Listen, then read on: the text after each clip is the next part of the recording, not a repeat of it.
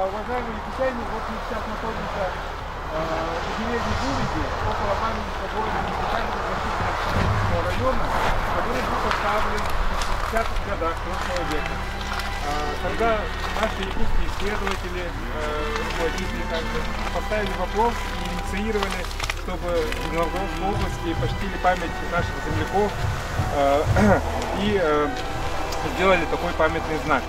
И вот мы здесь каждый раз возлагаем цветы, вспоминаем это и стараемся благоустраивать это место. Вот недавно мы поставили информационный стенд, поставили скамейки, благоустроили. И сейчас я предлагаю дать слово нашим ветеранам, которые вам расскажут подробнее об этой истории, да, ну и вообще о событии, чью годовщину мы отмечаем в этом году. Да, давайте, я приглашаю Сантуева Владимира Николаевича, это член Общественного совета по следствию Якутии при президенте России, ветеран правоохранительных органов.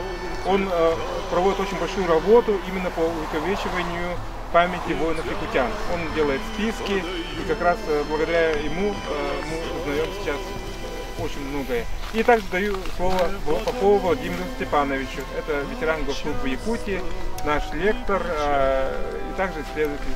Пожалуйста, да, Владимир Николаевич. Владимир Степанович, да. И Владимир Николаевич.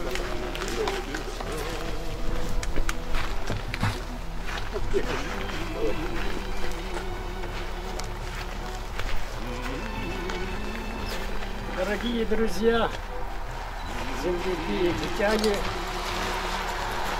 вот что значит защищать Новгородскую землю, в том числе Старорусский район, в котором сейчас мы с вами находимся. Вот. Ну, вы представьте, что такое в 40-м году была наша республика. Это в основном сельскохозяйственное. Это скотоводы, оленеводы, охотники, рыбаки. Вот. Плохо знавшие русский язык, а команду надо было понимать как положено. Вот. И вместе с тем все равно наши сражались очень храбро, стойко. Я хочу вам привести пример сейчас, значит, о котором вы все хорошо знаете. Вот, то есть в Старой Руси вы побываете в музее Северо-Западного фронта. Я хочу рассказать о Иване Николаевиче Кульбертине, охотник, оленевод из Алекнинского района, Верик. У него прозвище Кумпе, могучий. Хотя ростом он был всего-навсего 50 метров 54, а вес 53 килограмма. Но обладал недюжиной силой. Шеренги первым шел в атаку. А когда он еще работал у себя на родине, на оленя бегом, на бегу садился. Иван Николаевич прошел всю войну до 1947 года, затем уже повоевал с японцами, имеет медаль за Монгольской Народной Республики. Воевал на 4 фронтах. Вот северо-западном, центральном защищал Москву. Потом первый украинский. Вот что хочу сказать, что он дважды был ранен, дважды контужен. И вы это видите, прошел всю войну. Вот еще после войны 47 лет прожил. Не зря, когда отмечали в 2014 году столетие, он родился в год Великой Октябрьской революции 1917 года. Вот. Концерт Калашника, халат с надписью легендарному снайперу Кульбертинову. Когда он воевал, вот в одном из писем одного немецкого погибшего офицера было найдено письмо, в котором тот писал, что в моем батальоне выстрелами какого-то азиата почти половина погибла от выстрелов какого-то азиата. Вот. А девизом Ивана Николаевича было что кого из спицев я заметил, тот обязательно будет трупом.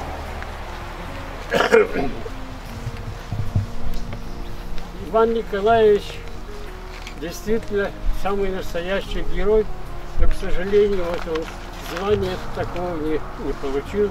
По количеству истребленных фашистов 252, он на втором после нашего прославленного Федора Охлопкова. 252.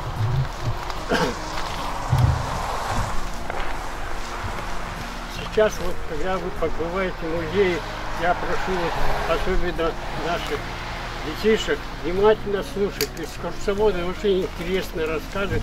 И я не сомневаюсь, что понравится. Тем более, что там есть специальный наш уголок. А мне лично, конечно, было приятно, когда 2 года назад я отправил в музей Северо-Западного фронта вот этот материал об Иване Николаевиче Кульбертинове. И я очень доволен, что вы не только посмотрите, но, возможно, даже вам этот буклет и подарят. Так что да здравствуют наши славные воины, якутяне, которые наряду со всем другими народами, а здесь воевали представители многих национальностей нашей Родины. Вот. Он все показал, что и у нас в Якутии могут сражаться за свою Родину не так, ну, и так же хорошо, как и все воины остальных республик нашей страны. Спасибо за это. Спасибо. Владимир Николаевич Сантуев, член Общественного совета последствия Якутии. Добрый день, уважаемые земляки. Ну, я хочу сказать следующее, что на сегодня подтверждено документально, на территории Новгородской области погибло 1363 человека.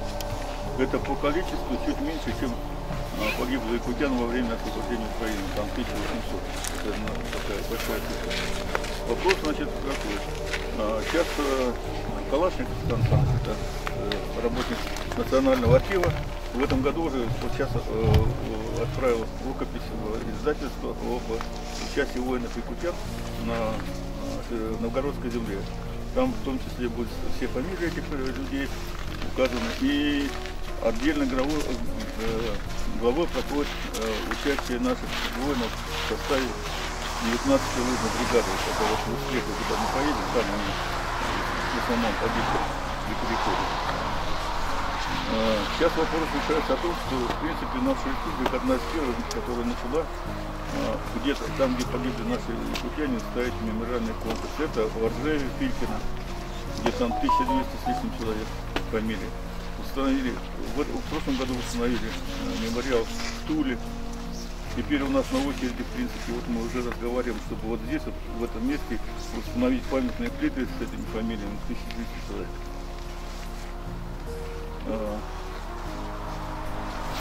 Бои были, конечно, страшные. До сих пор большевики с представителями встречаются в Тульской области. До сих пор поднимают людей. Самое страшное, что те, которые были захоронены, вот из 1300 человек, только 322 были захоронены, официально захоронения, то есть остальные либо неизвестные, либо лежат без указания фамилии. Потому что в 50-е годы проходило объединение всех этих памятников, которые были временными. И тогда прямо чехом брали, вот переносили, частично фамилии вносили, частично не носили, поэтому в этом плане очень много, конечно, потерь. Но за счет того, что вот сейчас электронная есть база память народа, за счет этого удалось вот, на сегодня 3700 человек я нашел тех, которых нет в памяти вообще. За счет того, что подняли обнародованные документы первичные, это о потерях госпиталя там, и так далее, и так далее. И 1800 человек уже найдено места захоронения, место гибели уточнено, тех, которые в книге памяти написано место захоронения неизвестно.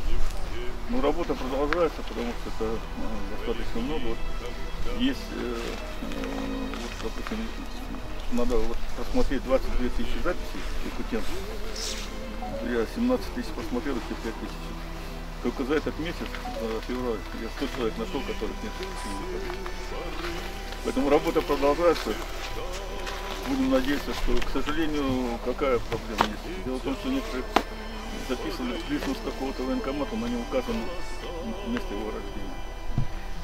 Ну, в смысле, откуда он призывался. Поэтому есть разняться, потому что есть желание всех уроженцев своего района записать там как-то.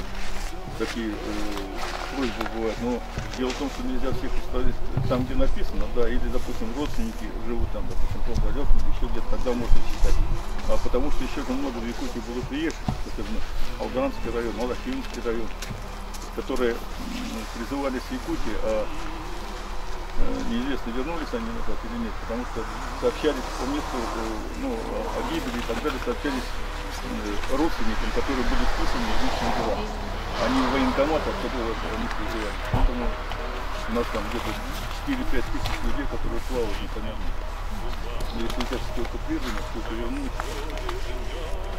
Ну вот такая работа проводится. Я думаю, что мы потихоньку сведем до минимального количества. Да, те, которые как в Демянском котле попали, которые остались. Это имеется в виду те, которые попали в окружение. Второе, очень много сейчас, которые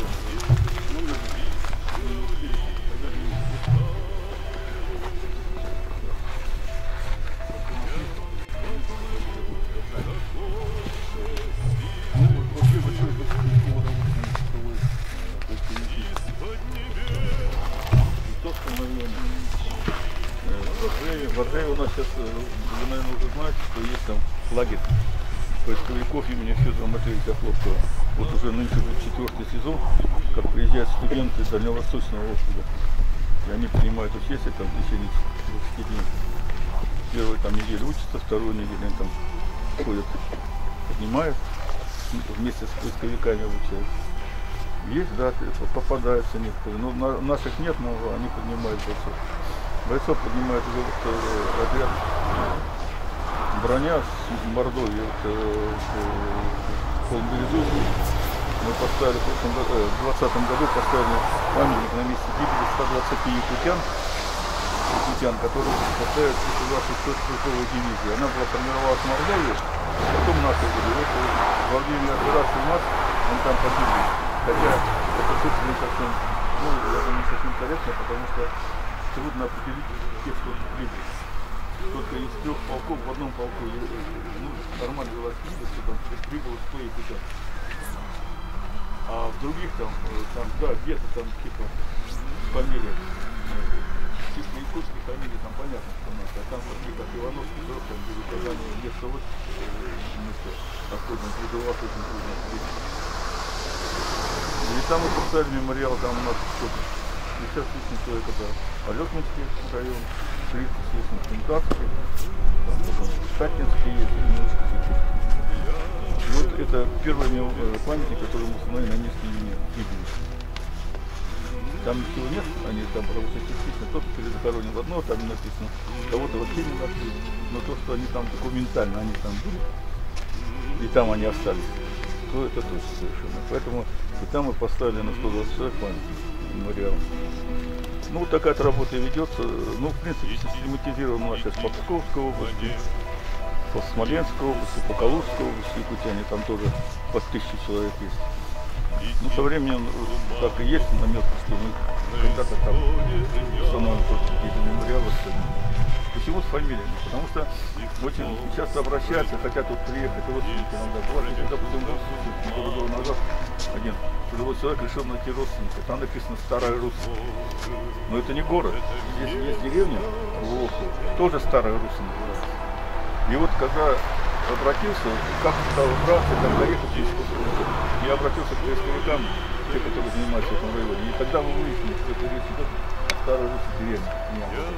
И очень много названий, допустим, раньше же как во время войны было, здесь на территории всего было Ленинградской области, Калининской области, Новгородской области и Псковской во время Великой Отечественной войны не было. Они были организованы только в 1944 году после освобождения территории Российской Федерации.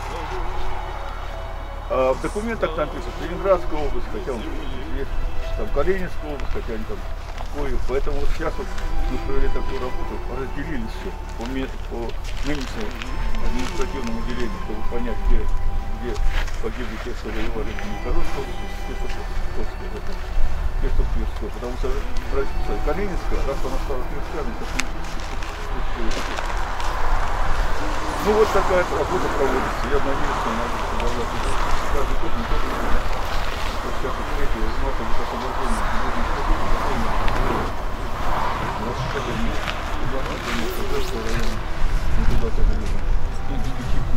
Большое спасибо.